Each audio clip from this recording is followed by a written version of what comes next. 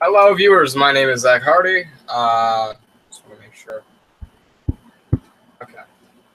Sorry. I always try to make sure my equipment is running properly so that way I don't fuck up the video.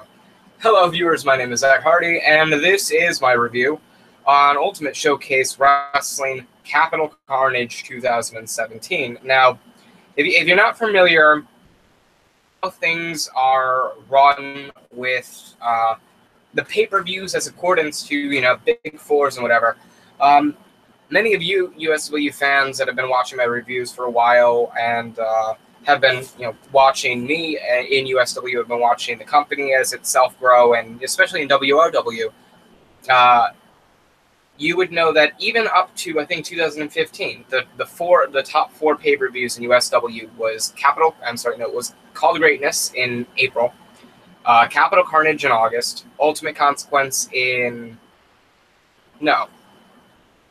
Ultimate Consequence in July, and then Bulletproof in November. And then after the brand split, things kind of changed. For one, USW really, I'm sure they really wanted to have this kind of one pay-per-view a year where both brands would clash heads. So that ended up being Warzone. They also wanted to have a name specifically for, or specifically named Warzone after the old WOW Weekly show. So Warzone became a major pay-per-view, so there would have been 5. At the beginning of this year, Insanity was put in with the Insanity match, which is virtually a 20-man Royal Rumble, just with a different way of how the match goes. So that would have involved 6. Starting last year, Capital Carnage became a Wednesday Night Intensity Soul-branded pay-per-view, and Ultimate Consequence became a Friday Night Severity Soul-branded pay-per-view. So with that being said, now that they are no longer the Big Four pay-per-view, or a part of the Big Four pay-per-views, they are essentially the Call to Greatness equivalent of a Soul-branded pay-per-view. For Intensity, they're one pay-per-view a year where they don't share with Severity that is held higher more than also is Capital Carnage. And the same goes for Severity with Ultimate Consequence. So that is why, last year, no, it wasn't last year, it was the year before, no, that's why this year, I'm sorry. That's why this year, you hear me talking about Capital Carnage and all of it being, Intensity Evolved and Ultimate Consequence later in the month, all of that being Friday Night Severity involved. And before I get into this review, I do want to have a quick few words on, on my thoughts with this whole Ric Flair situation. It came about, I think, Saturday or Sunday that Ric Flair was admitted to the ICU. I believe it was supposed to be a routine monitoring. And today I found out that he was put into a medically induced coma and was prepared for sleep. I guess went well, as what I'm hearing, and he's now resting.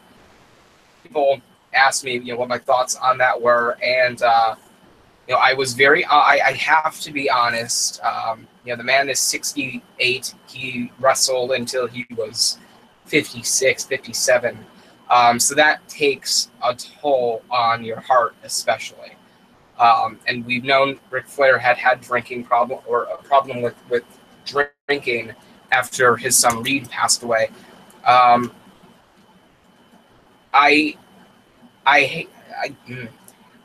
not really sure how to kind of feel about this, but my gut deep down tells me that by the end of the week he's proper. My gut deep down tells me that by the end of the week Ric Flair will no longer be with us, and that really fucking sucks. I don't really have much else to say on that matter. I have a feeling that within the middle of the week, I'm more than likely going to have to make another video on Ric Flair and what quite possibly could end up happening over the next few days. I really hope it's not the case. I hope the Nature Boy kicks out at 2, or forces the Grim Reaper to submit to the Figure 4 leg lock. I hope he does something where he keeps kicking, but deep down inside me, this man took 2 suplexes from the top of, what, a 10-foot ladder on 2 occasions at the age, or in the mid-50s age range. This man, has been through a lot, and it's put a lot of, stress on him, and it's put a lot of pressure on him. I mean, it would be absolutely saddening and shocking and such a loss to the wrestling community if he, were to pass away. And while I think that is more than likely going to end up being the case, I really hope he makes it through this. So my thoughts and my well-being wishes are with Ric Flair and his family. So I wanted to get that out of the way. And now into USW's Capital Carnage pay-per-view. I don't know really what I want to say on the entirety of the show. It was very disappointing. Roughly half the matches did not deliver very well. The show started out bad from the beginning when both tag team matches on the card happened in the first and second match respectively. That, I think, kind of set the show up for failure at the start. I mean, when you have 2 tag matches, you kind of want to distance them apart from each other, and you kind of had them back to back at the very beginning of the show, and that's not something. That's just my take. When you have multiple tag team matches, you should want to space them out. Tag team matches are not like one-on-one matches where it's like half the card. So yeah, I felt that was kind of like a weak point of the show. Aside from that, I mean, for the USW Tag Team Championships, you had Andrew Morris and Andrew Palmer defend against Damian Hutch and Jonas Parker, who I believe have never competed on a pay-per-view before for USW. You had Benny Franklin and Ezra Hills, which was probably the best match on the card. It's Capital Carnage. If you were to break them up, why have it be, what, 3 weeks? No, 3 weeks. Why have it be, what was it, last week? I think it was last week. I heard something about it last week that Benny Franklin turned on Ezra Hills, which we knew was going to happen, but why not have it at Capital Carnage? I mean, you have then a week of, I'm sorry. They closed out the show, if I'm not mistaken. So there was no build-up to this match other than Benny Franklin turns on Ezra Hills. Granted, the match element was fan-fucking-tastic, but God, I mean, poor booking decisions, poor match placement. It really plagued this show. I'm obviously not going to say it's one of the worst shows of the year, because, I mean, Battleground was much worse than Capital Carnage was. Money in the Bank was much worse than Capital Carnage was. Fastlane kind of was worse than Capital Carnage to an extent. I mean, this may be one of the 2 or 3 worst pay-per-views of the year for USW. And, I mean, there's 16 pay-per-views, so there's a lot of competition, but most pay-per-views seem to deliver. This was just not one of them. I feel as though this was kind of the legitimate the moment that we realized Intensity really struggles with making new stars in comparison to Severity. I've mentioned it many times before. Severity has brought a lot of mid-carders up to a main event status. I mean, you talk about rejuvenating the careers of Chris Cornell, of Chris Ross and Capital. You talk about skyrocketing Hernastley and Crimson Red into devoted fan, kind of following. Severity has done it very well. You look at other guys like Paul Orlando. You look at the Martin brothers who have put over tag teams there. Severity is kind of what SmackDown Live was after the brand split last year. It makes big guys, and Intensity, I mean, it delivers on a wrestling aspect. A lot of Intensity matches this year I could consider to be the greatest USW Match of the Year. But they kind of rely on the same guys like myself or Derek Carter or whoever it may be to kind of boost them into this respectable realm. I mean, yeah, they made Samuel North somewhat of a star, but God, it's hard to kind of remember who they made into a legitimate, fan favorite over the past year. That's kind of that's kind of where I'm stuck at with that. So yeah, it was a poor show. I didn't enjoy it. It was not worth $30. I'm surprised though. I'm surprised that they didn't have it go to $40, because usually the show, these kind of shows will go up to $40. It'll be $39.99. This one was $29.99. So that but aside from that, got 7 matches on the card. 1, 2, 3. 3 out of those 7 matches were under 3 stars. 2 of those 3 matches were under 2.5 stars. It was not a good show. And that's really my overview on this. And I guess we can just get into the show now, so that way it doesn't turn into a 2-hour video like the review I had 2 weeks ago.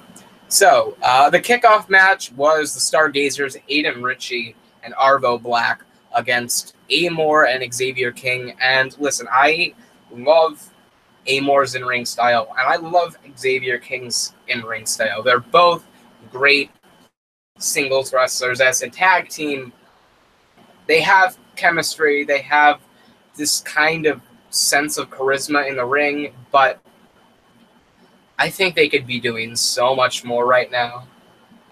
Amor I could easily see as the next Hernastley or as the next Crimson Red. Xavier King I could easily see running away with the Blue Belt Championship picture. I could easily see him insert into the USW Championship picture. I mean, these guys don't belong in a tag team. They are shining stars when it comes down to the singles competition. I don't know why they bunched them up with each other. Case that they just didn't have anything for the other, or for the 2 of them, and this was their way of getting them on the card or featured prominently on weekly shows. But I'm just not a fan of the tag team, and that kind of took me away from the match at the very beginning. Granted, I did not grade the match based on how I felt about the teams. I graded it based on the in-ring chemistry. I based it off of storytelling. I based it off of anything in-ring. And this match just did not deliver for me. Sure, you had interesting spots. One was, Xavier King, I think, was the first person to start for his team. Goddamn.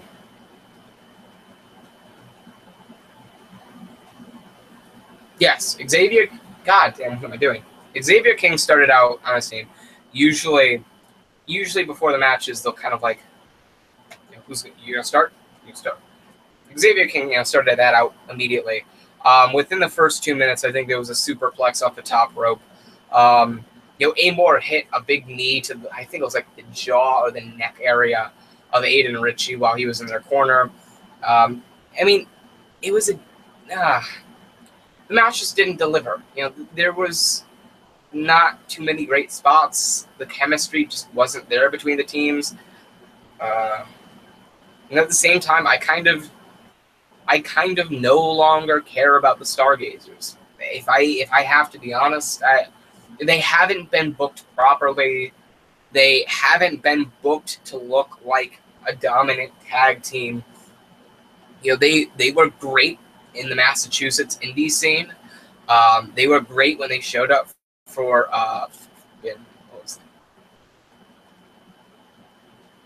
NEW, I think it was. It may have been, I don't know.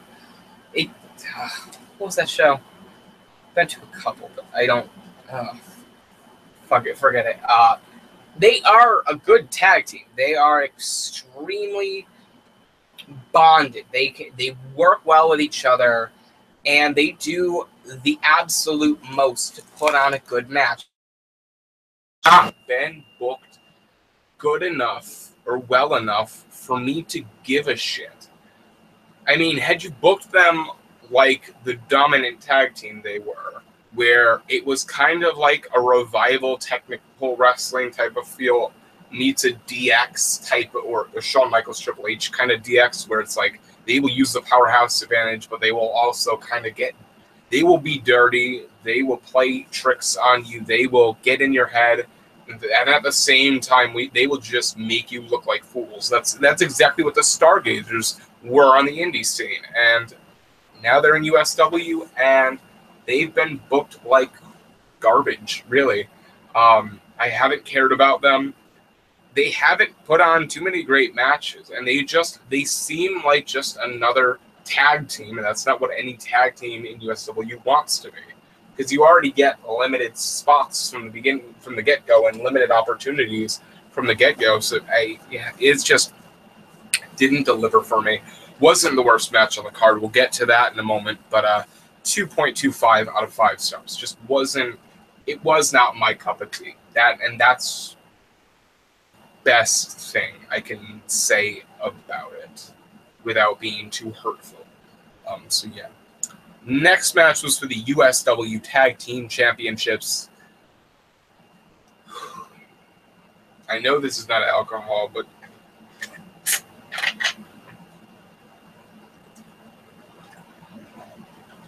since I don't have alcohol, I just use soda to reset myself.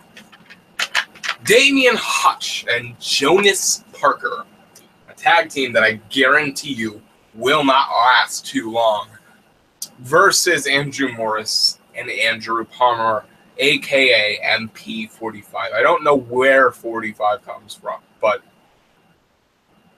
whatever. This match, oh God. Damian Hutch and Jonas Parker, no disrespect to you. Jesus Christ. I have so much hair on this floor. I need to vacuum. Damian Hutch and Jonas Parker, no disrespect to you, but you make Morgan Anthony look like Kurt fucking Angle. You make Benny Franklin, when he first started out, look like fucking... Who is...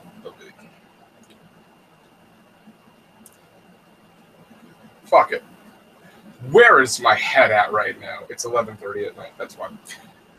You guys make... Okay, this is the last one. You guys make Morgan Anthony look like Ric Flair. These guys... Jesus.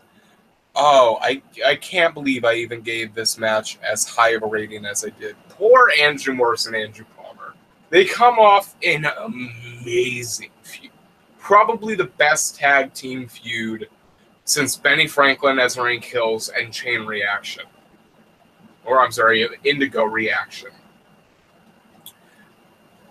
With Jack Ramsey and Austin Cole against Andrew Morris and Andrew Palmer. And then they give this shit. It's practically the USW Tag Team Champions, MP45, against the Jobber Squad.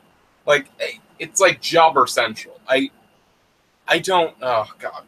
And the sad and pathetic... I know. The sad and pathetic thing was that MP45 didn't... Oh, God. They didn't even win clean.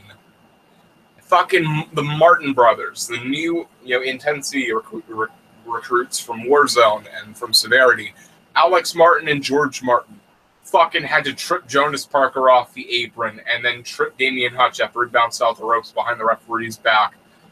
And that's what MP45 capitalized. I mean, fucking God damn it. Are you kidding me?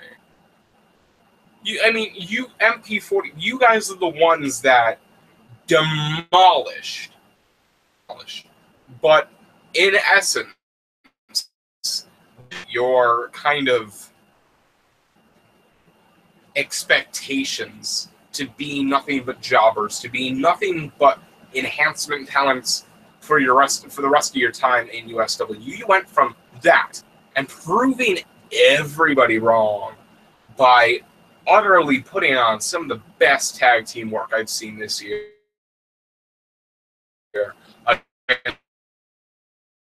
Jack of Squad. It's like this that make me want to start a hashtag fire the intensity creative department. Fuck that. It's shit like this that make me want to do coke. I mean,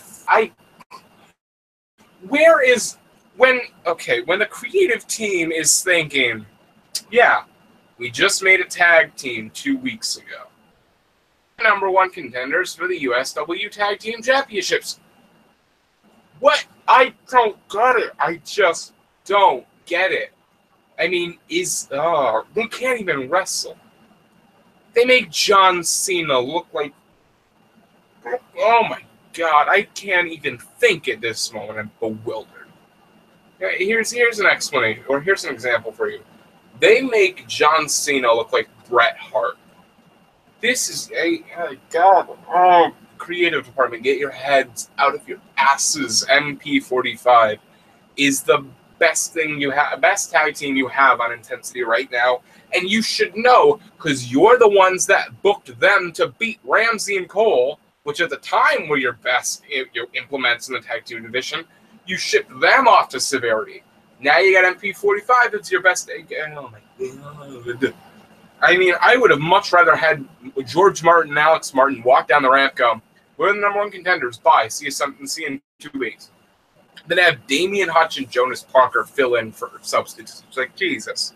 I'm not even going to get into the match anymore. There's nothing good I can say about it other than Andrew Morse and Andrew Palmer tried. And you know they tried because they were getting frustrated mid-match.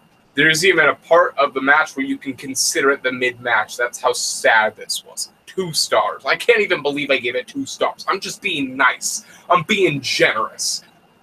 This was a steaming hot pile of donkey shit. 1.25 stars if I was a mean motherfucker, but it's 2 stars because I'm a generous son bitch. Next match was Western Light versus Dwayne. Oh, and by the way, MP45 won if you didn't know. And the Stargazers beat the Stargazers beat Amor and Xavier King if you didn't know. Western Light and Dwayne Porter. God. Thank God for this match. This game. Okay, so after the first 2 matches, and obviously, for the Intensity shows that I'm actually having to wrestle at, I'll go home the next day and I will pay for the show to watch. And then, I'll get the full review on it. And I'll treat my match as if it's just another random person. Usually I'll treat it as though I'm a different person watching a Zack Hardy match. Western Light versus Dwayne Porter. This match gave me hope for the rest of the show because the first 2 matches just broke me down, chewed me up, and spit me out at the camera screen. I did not have high hopes for the rest of the show from then on out. And I was actually, considering I watched the first 2 matches as I was kind of getting ready and sitting in the locker room, I went, oh, God, this show's going to be horrible. This is going to be Steel Purgatory 2014 all over again, and I'm going to be in one of the premiere matches again. Kill me. That was my reaction. But this match, I mean, it wasn't anything special. It was just a good wrestling match that, in all honesty, I should probably give 5 stars just for redeeming the entire pay-per-view. I mean, listen, kickoff match, USW Tag Team Championship match, that's arguably 30 to 40 minutes off of the 2.5 to 3 hour runtime. That's nearing the 0.3 to 0.5 out of 0.10 kind of line of the show. By that point in time, I'm thinking, oh God, this fucking show's lost. Western Light and Dwayne Porter come out. I'm like, okay, I have a little bit of hope. Just redeem this show, please. And they did. It was a good match. It was actually, I liked the ending. The ending kind of brought a lot to it. The porthole was countered into the lantern, which is essentially Western Light bending the opponent over his knee, with bending his opponent in the air over his knee, and then pushing his head into the mat. And I like how they do it because they kind of have the neck like pop down, but they kind of have the chin tuck into the chest. I like that move. I find it, very. It looks ineffective as shit, but then when you look back at it, it's like, oh shit, it's gotta hurt. So that match, I give 3 stars. It wasn't anything special. Nothing will be remembered about that match other than the fact that it was a really sick lantern. Like his entire head just caved into his chest. 3 stars. Damn, it's the best I'm gonna give it. Red belt championship match. Weiler defends the belt against James, and I don't know what they're doing with the red belt title picture. Mistaken. James had it. Weiler won it from him, I think. Or no, I think James and Weiler have been trading the red belt title as of late, if I'm not mistaken. I don't know if I'm mistaken or not. I also took these notes yesterday, so I'm sorry. This match, I mean,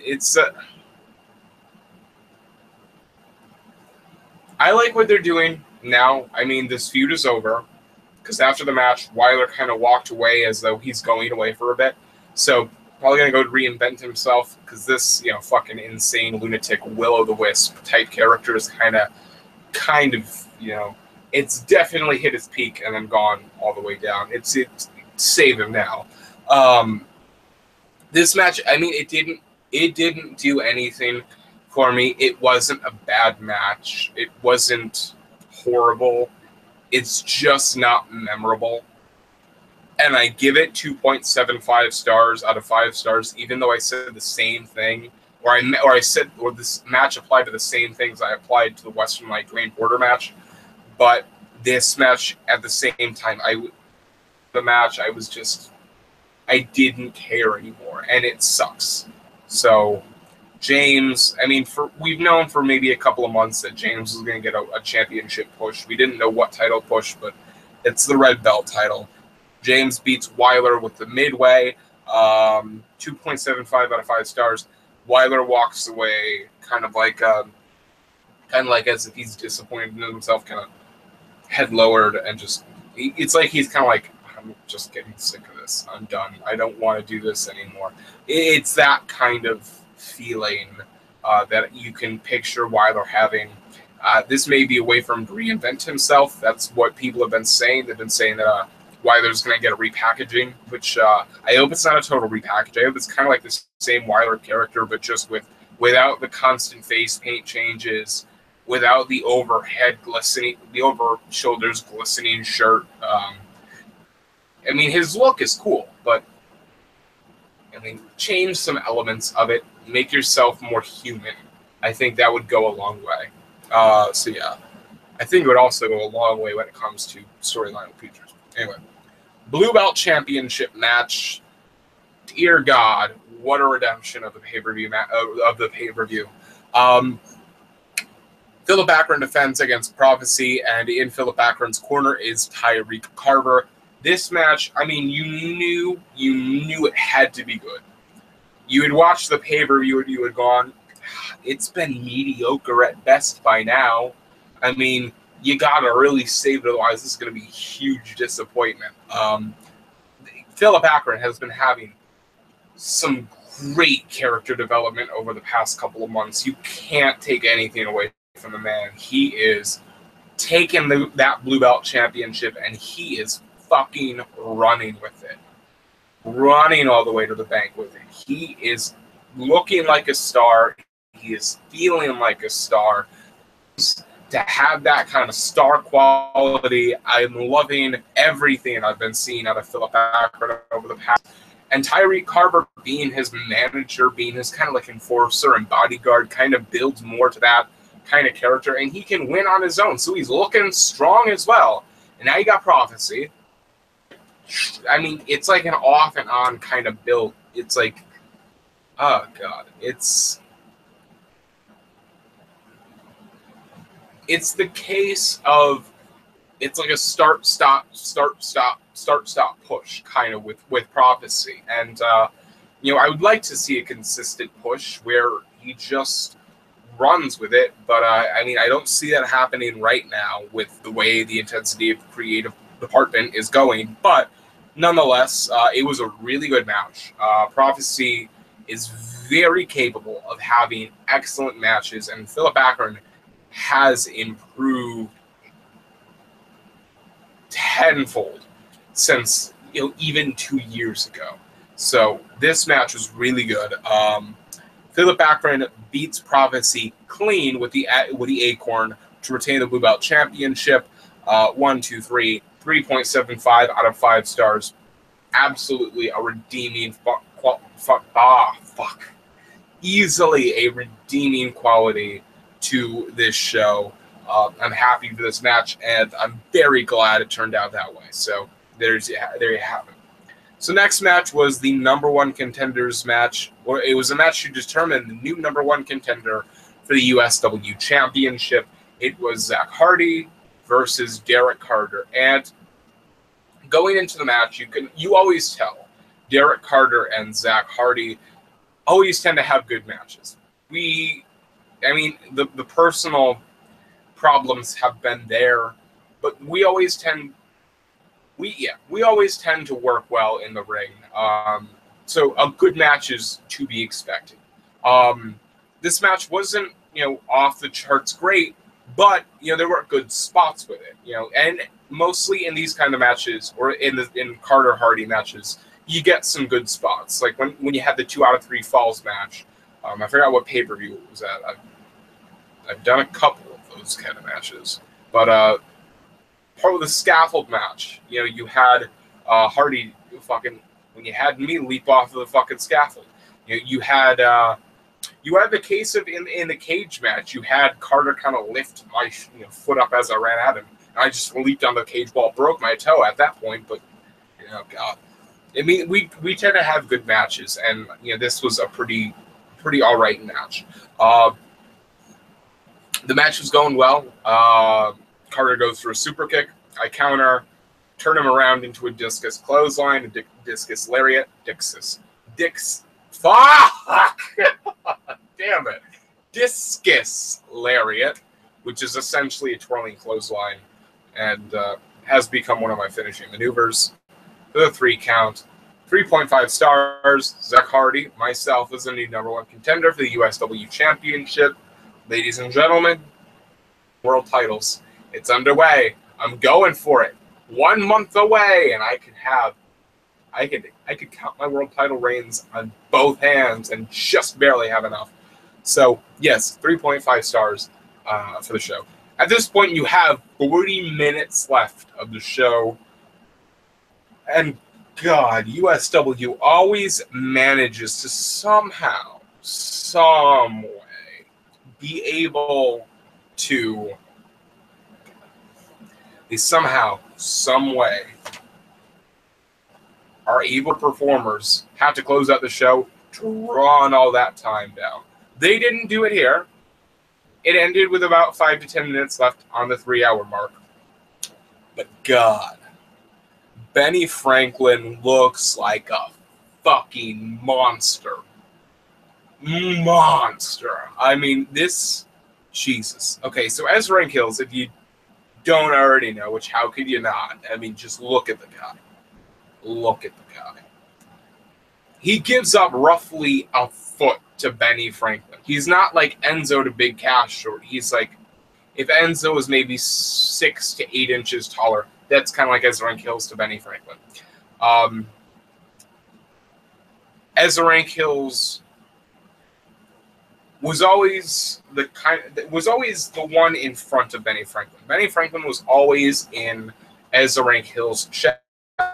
I remember when I cut this back in 2014 before Bulletproof, when Hills and I were going up against each other for the U.S. title, which up until Call to Greatness this past year, Call to Greatness 12, I was trying to think of this past year.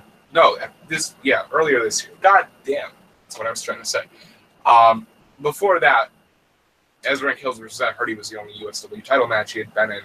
And I mentioned that Benny Franklin was always the guy in Ezra Hills' shadow, and that's always kind of been true. So when Benny Franklin turned on him this past Wednesday, it was no shocker. The shocker was that Benny Franklin actually beat Ezra Hills and won the USW Championship. That was a shocker. This match was great. It was roughly 30 minutes long. No, it was over 30 minutes long, roughly 35 minutes long. They were just right. So Benny Franklin was doing whatever he could to pummel Ezra Hills. Ezra Hills was doing whatever he could to get him off his feet, to strike him in the head, and to strike him in the body. So he'd go for the legs, and then he'd target your head or your body. You get up, he'd target your legs again, head or your body. That would be the system he'd go over. And it worked. There was one spot in particular that made me fear that Ezra Hills had been seriously hurt. Because Ezra Hills, he had Benny Franklin to a knee. He went off the rope, ran at Benny Franklin, who then caught him midair and chucked him over the top rope.